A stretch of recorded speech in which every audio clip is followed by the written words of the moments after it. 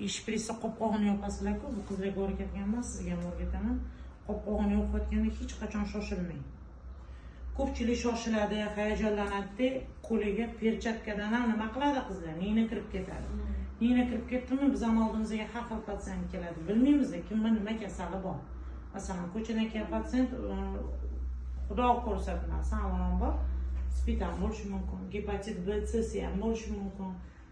Soppa sog'lom bo'lishi ham mumkin. Bilmaymiz, har xil odam keladi oldimizga. Prosta juda ehtiyotkorlik chorasi yuzasidan aytyapman.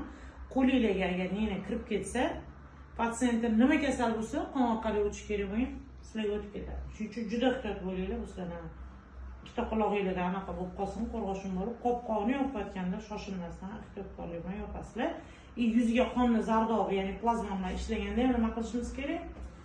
O'zimizda himoya ochkagi bo'lish shart. Chunki qilayotgan qonni zardobi patsiyent yuziga qilinayotganda porasi ochiq bo'lsa, egilib ishlaymiz, ko'zimizning shilliq qavatiga sachrasa, patsiyentdagi nima zardobdagi kasallik bo'lsa, yuqish kerak bo'lgan. Bizga o'tib ketadi.